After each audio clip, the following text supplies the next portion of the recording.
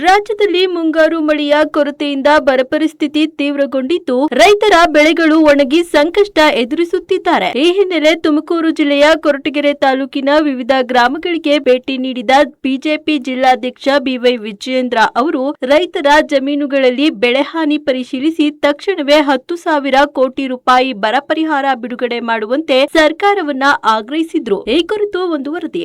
ಮುಂಗಾರು ಮಳೆಯ ಕೊರತೆಯಿಂದ ಕರ್ನಾಟಕದ 28 ಜಿಲ್ಲೆಗಳು ಬರದ ಸಂಕಷ್ಟಕ್ಕೆ ಸಿಲುಕಿವೆ. ಕೊರಟಗೆರೆ ತಾಲೂಕಿನ ಕೋಳಾಳ ಹಾಗೂ ಚನ್ನರಾಯನದುರ್ಗ ಹೋಬಳಿಯ 6 ಗ್ರಾಮಗಳ ರೈತರ ಜಮೀನುಗಳಿಗೆ ಭೇಟಿ ನೀಡಿದ ಬಿಜೆಪಿ ರಾಜ್ಯಾಧ್ಯಕ್ಷ ಬಿವೈ ವಿಜಯೇಂದ್ರ ಅವರು ರಾಗಿ, ಶೇಂಗಾ ಹಾಗೂ ಮುಸುಕಿನ ಜೋಳ ಬೆಳೆಗಳ ಹಾನಿ ಪರಿಶೀಲಿಸಿ ರೈತರ ಅಹವಾಲು ಸ್ವೀಕರಿಸಿದ್ರು. ಈ ವೇಳೆ ಮಾತನಾಡಿದ ವಿಜಯೇಂದ್ರ ಅವರು ರಾಜ್ಯ ಸರ್ಕಾರ ಕೇಂದ್ರಕ್ಕೆ ಪತ್ರ ಬರೆದು ಕೈಕಟ್ಟಿ ಕುಳಿತುಕೊಳ್ಳುವುದರಿಂದ ಪ್ರಯೋಜನವಿಲ್ಲ. ರೈತರ ನೆರವಿಗಾಗಿ ತಕ್ಷಣ 10,000 ಕೋಟಿ ರೂಪಾಯಿ ಬರ ಪರಿಹಾರ ಬಿಡುಗಡೆ ಮಾಡಬೇಕು. ರಾಜ್ಯ ಸರ್ಕಾರ ಬರಗಾಲ ಘೋಷಿಸಿ ರೈತರ ನೆರವಿಗೆ ಧಾವಿಸಬೇಕೆಂದು ಆಗ್ರಹಿಸಿದ್ರು. ಕಲ್ಪತರು ಜಿಲ್ಲೆಯಲ್ಲಿ ಶೇಂಗಾ ಹಾಗೂ ಮುಸುಕಿನ ಜೋಳ ಬಿತ್ತನೆ ಅವಧಿ ಮುಗಿದಿದ್ದು ಮಳೆಯ ಕೊರತೆಯಿಂದಾಗಿ ರಾಗಿ ಬೆಳೆ ನೆಲಕಚ್ಚಿದೆ. ಬೆಳೆ ವಿಮೆ ಕಂತು ಕಟ್ಟಲು ಸಹ ರೈತರ ಬಳಿ ಹಣವಿಲ್ಲದ ಸ್ಥಿತಿ ನಿರ್ಮಾಣವಾಗಿದೆ ಎಂದು ಹೇಳಿದ್ರು. ಇನ್ನು ತುಮಕೂರು ಗ್ರಾಮಾಂತರ ತಾಲೂಕಿನ ದುರ್ಗದಹಳ್ಳಿ, ವಡ್ಡರಹಳ್ಳಿ ಹಾಗೂ ಕೊರಟಗೆರೆ ತಾಲೂಕಿನ ಎರಕಸಂದ್ರ ಕಾಲೋನಿ, ತಣ್ಣೇನಹಳ್ಳಿ, ಜೋನಿಗರಹಳ್ಳಿ ಮತ್ತು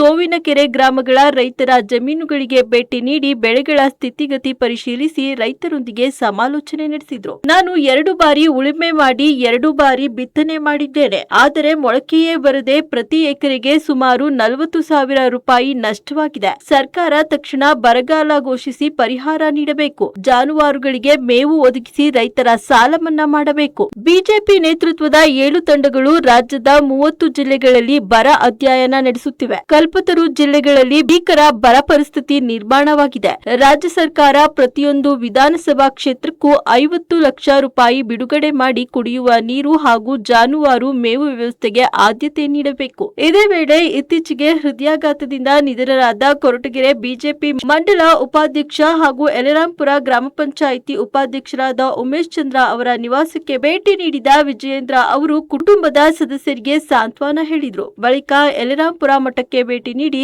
ಡಾಕ್ಟರ್ ಹನುಮಂತನಾಥ ಸ್ವಾಮೀಜಿಗಳ ಆಶೀರ್ವಾದ ಪಡೆದರು. ಇನ್ನು ಈ ಕಾರ್ಯಕ್ರಮದಲ್ಲಿ ತಾಲೂಕು ನಗರ ಶಾಸಕ ಜ್ಯೋತಿ ಗಣೇಶ್, ಗ್ರಾಮಾಂತರ ಶಾಸಕ ಸುರೇಶ್ ಗೌಡ, ನಿವೃತ್ತ ಎಎಸ್ಐ ಅಧಿಕಾರಿ ಅನಿಲ್ ಕುಮಾರ್, ಮಧುಗಿರಿ ಜಿಲ್ಲಾ ಬಿಜೆಪಿ ಅಧ್ಯಕ್ಷ ಚಿದಾನಂದ ಎಂಗೌಡ, ಬಿಜೆಪಿ ಕಾರ್ಯದರ್ಶಿ ಡಾಕ್ಟರ್ ಕೆಎಲ್ ದರ್ಶನ್, ಬಿಜೆಪಿ ಮಂಡಲ ಅಧ್ಯಕ್ಷ ರುದ್ರೇಶ್, ಜೆಡಿಎಸ್ ಅಧ್ಯಕ್ಷ ಕಾಮರಾಜು, ಬಿಜೆಪಿ ಮಂಡಲ ಉಪಾಧ್ಯಕ್ಷ ಗೋವಿಂದ್ ರೆಡ್ಡಿ, ಉಪ ಮೋರ್ಚಾ ಅಧ್ಯಕ್ಷ ದಾಸರಳ್ಳಿ ಚೇತನ್, ಮಹಿಳಾ ಮೋರ್ಚಾ ಅಧ್ಯಕ್ಷೆ ಕಾತ್ಯಾಯಿನಿ, ಕಾರ್ಯದರ್ಶಿ ರೂಪಶ್ರೀ, ಮುಖಂಡರಾದ ಲಕ್ಷ್ಮೀಶ್, ಮಂಜುನಾಥ್, ನಟರಾಜ್, ಮಹೇಶ್, ನಾಗರಾಜು ಸೇರಿದಂತೆ ಪಕ್ಷದ ಮುಖಂಡರು ಹಾಗೂ ರೈತರು ಉಪಸ್ಥಿತರಿದ್ದರು. ಒಟ್ಟಾರೆಯಾಗಿ ಮಳೆಯ ಕೊರತೆಯಿಂದ ರೈತರು ಸಂಕಷ್ಟಕ್ಕೆ ಸಿಲುಕಿದ್ದು ತಕ್ಷಣವೇ ಬರಗಾಲ ಘೋಷಿಸಿ ಪರಿಹಾರ ಬಿಡುಗಡೆ ಮಾಡಬೇಕೆಂಬ ಒತ್ತಾಯ ದಿನದಿಂದ ದಿನಕ್ಕೆ ಹೆಚ್ಚಾಗುತ್ತಿದೆ. ಕೊಡಬೇಕು, 1 ಕೋಟಿ ಕೊಟ್ಟಿದ್ದಾರೆ, ಇನ್ನು 2 ಕೋಟಿ ಬಿಡುಗಡೆ ಮಾಡಬೇಕಾಗುತ್ತೆ. ಇದು ಇದೆ. ಯಾಕೆ ಜಾನುವಾರುಗಳು ಕೂಡ ನೀರಿನ ಇದಿಲ್ಲ. ಎಲ್ಲ ಹಾಗೆ ಇವತ್ತು ಮಾನವೀಯತೆ ದೃಷ್ಟಿಯಿಂದ ಇವತ್ತು ನಮ್ಮ ಬೆನ್ನೆಲುಬಾಗಿರ್ತಕ್ಕಂಥ ರೈತನ ಸಂಕಷ್ಟಕ್ಕೆ ಸ್ಪಂದನೆ ಮಾಡಬೇಕು. ಟಿವಿ ರಾಜು, ತಣ್ಣೇನಹಳ್ಳಿ, ಕೊರಟಗೆರೆ ತಾಲೂಕು. ನಮ್ಮದು 4 ಎಕರೆ ಜಮೀನು ಇದೆ. ಅದು ಎಲ್ಲ ಜಮೀನಿಗೂ ವ್ಯವಸಾಯ ಮಾಡಿ ಬಿತ್ತನೆ ಮಾಡಿದ್ದೀವಿ. ಬಟ್ ಒಂದು 30% ಉಟ್ಟುವಳಿ ಆಗೈತೆ. ಅದನ್ನು ಬಿಡಂಗೂ ಇಲ್ಲ, ಕೆಡ್ಸಂಗೂ ಆಗೈತೆ. 2ನೇ ಸರಿ ಬಿತ್ತನೆ ಮಾಡೋಕ್ಕೆ ರೆಡಿ ಮಾಡಿದ್ದೀವಿ. ಈಗೆಲ್ಲ ಗೊಬ್ಬರ ಬೆಲೆ ಎಲ್ಲ ಜಾಸ್ತಿ ಆಗ್ಬಿಟ್ಟೈತೆ. ರೈತರು ವ್ಯವಸಾಯ ಮಾಡೋದೇ ಕಷ್ಟ ಅನಿಸ್ಬಿಟ್ಟೈತೆ. ಈ ಪರಿಸ್ಥಿತಿ ಒಳಗೆ ಏನು ಮಾಡಬೇಕು ಅಂತ ನಮಗೆ ತೋಚ್ತಾ ಇಲ್ಲ. ಮಳೆ ನೋಡಿದೆ, ಇವತ್ತೊಂದು ತುಂತುರು ನೆತ್ತನಿ ಬರ್ತೈತೆ, ಮತ್ತೆ ವಾರ ಆದರೂ ಮಳೆ ಬರೋಲ್ಲ. ಇಕ್ಕಿರೋ ಬೆಳೆ ಹುಟ್ಟಿಲ್ಲ. ಏನು ಮಾಡಬೇಕು ಅಂತ ನಾವು ಕಂಗಾಲಾಗ್ಬಿಟ್ಟಿದ್ದೀವಿ ರೈತರೊಳಗೆ. ಅದಕ್ಕೆ ಸರ್ಕಾರ ಏನು ಪರಿಹಾರ ಕೊಡ್ತೈತೆ.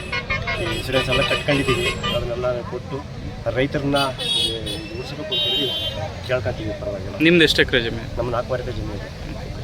ಹೆಸರು? ಟಿವಿ ರಾಜು, ತಣ್ಣೇನಹಳ್ಳಿ ಗ್ರಾಮ. ಈ ವರ್ಷ ಮಳೆ ಅಭಾವ ಜಾಸ್ತಿ ಆಗಿ ದನಕರುಗಳಿಗೂ ನೀರಿಲ್ಲ. ಮೇವು ಕೇಂದ್ರ ತರಿಬೇಕಾಗುತ್ತೆ ಸರ್ಕಾರದಿಂದ. ಹೇಳಬೇಕು ಅಂತಂದರೆ ಯಾರು ಬೆಳೆ ಸರಿ ಇಡೋಕ್ಕೆ ಆಗಿಲ್ಲ. ಅರ್ಧಬರ್ಧ ಬೆಳೆ ಇಟ್ಟಿದೆ, ಅದು ಸಹ ನಶಿಸಿ ಹೋಗ್ತಾ ಇದೆ. ಮಳೆ ಅಂತೂ ಸಿಕ್ಕಾಪಟ್ಟೆ ಅಭಾವ ಇದೆ. 65-70% ಮಳೆನೇ ಆಗಿಲ್ಲ ಈ ವರ್ಷ. ಆದ್ದರಿಂದ ಜನಗಳಿಗೆಲ್ಲ ಅನುಕೂಲ ಮಾಡಿಕೊಡ್ಬೇಕು ಅಂತ ನಾವು ಸರ್ಕಾರದಿಂದ ಈ ಮುಖಾಂತರ ಕೇಳ್ಕೊತಾ ಇದ್ದೀವಿ. ದಯವಿಟ್ಟು ಜಾನುವಾರುಗಳಿಗಾನ ಅಟ್ಲೀಸ್ಟ್ ನೀರು ಕುಡಿಯೋಕೆ ಅಲ್ಲಲ್ಲಿ ಏನಾದರೂ ಒಂದು ವ್ಯವಸ್ಥೆ ಮಾಡಿ. ಆ ಮೇವಿನ ಮೇವು ಅಂತೂ ಈ ಸರಿ ಗ್ಯಾರಂಟಿ ಮೇವು ನಮ್ಮ ಕಡೆಗೆ ಆಗ್ತಲ್ಲ. ಅದರಿಂದ ದಯವಿಟ್ಟು ದನಕರುಗಳಿಗಾದರೂ ಮನುಷ್ಯರಿಗೂ ಎಲ್ಲರಿಗೂ ಒಂದು ಅನುಕೂಲ ಮಾಡಿಕೊಡ್ಬೇಕು ಅಂತ ಈ ಮುಖಾಂತರ ನಾನು ಕೇಳ್ಕೊತೀನಿ. ನಂದು 3.5 ಎಕರೆ ಜಮೀನಿದೆ, ಒಟ್ಟು 6.5 ಎಕರೆ ಇದೆ. 6.5 ಎಕರೆನೂ ಎಲ್ಲ ಉಕ್ಕೆ ಹೊಡೆದು ನಿಲ್ಸಿದ್ದೀನಿ, ಏನು ಹಾಕಿಲ್ಲ. ಗೊಬ್ಬರ ತಂದು ಮನೆಗೆ ಹಾಕೊಂಡಿದ್ದೀನಿ, ರಾಗಿ ತಂದು ಮನೆಗೆ ಹಾಕೊಂಡಿದ್ದೀನಿ, ಕಳೆ ಬೀಜ ತಂದು ಮನೆಗೆ ಹಾಕೊಂಡಿದ್ದೀನಿ, ಜೋಳ ತಂದು ಮನೆಗೆ ಹಾಕೊಂಡಿದ್ದೀನಿ. ಈ ಗೇಮ್ ಒಂದು 60-70 ಸಾವಿರ ಖರ್ಚು ಮಾಡಿದ್ದೀನಿ. ಈಗ ಒಂದು 50 ಸಾವಿರ ಬೇಕು ಎಲ್ಲ ಬೆಳೆ ಕಡೆ ಈಚೆ ಬರಬೇಕು ಅಂದ್ರೆ ನಾನು ಏನು ಮಾಡೋದು ಬೇಡ ಅಂತ ಸುಮ್ಮನೆ ಆಗ್ಬಿಡಿಲ್ಲ ಸರ್. ಇನ್ಸೂರೆನ್ಸ್ ಕಟ್ಟಿದ್ದೀನಿ. ಬೀಜಕ್ಕೆ ಎಷ್ಟು ಬೀಜಕ್ಕೆ ಎಷ್ಟು ಹಾಕಿದ್ದೀವಿ? ಬಿತ್ತನೆ ಬೀಜ ಸರ್ ಈಗ ಜೋಳ 100 ನಮ್ಮ ತಗೊಳ್ಳೋದು ಕಡಿಮೆ ರೇಟು, ಅವ್ರು ಕೊಡೋದು 70 ರೂಪಾಯಿ ಕೆಜಿ ಜೋಳ, ಕಡಲೆ ಬೀಜ 200 ರೂಪಾಯಿ.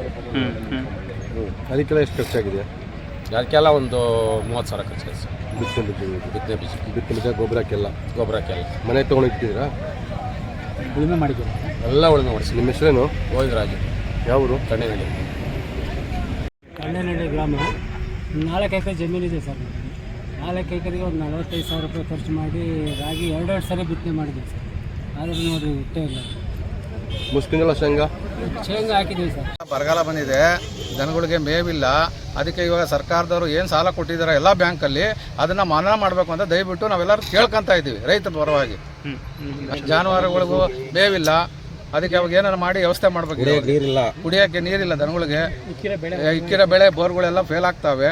ರೈತರಿಗೆ ಭಾಳ ಅನುಕೂಲ ಆಗಿದೆ, ಅನಾನುಕೂಲ. ಅದಕ್ಕೆ ನೀವು ಏನಾರು ಮಾಡಿ ಸರ್ಕಾರದಿಂದ ನಮಗೆ ಪರಿಹಾರನ ಕೊಡಿಸ್ಬೇಕು ಅಷ್ಟು ಹೇಳಿ ನಾನು ಕೈ ಮುಗಿತಾ ಇದ್ದೀನಿ.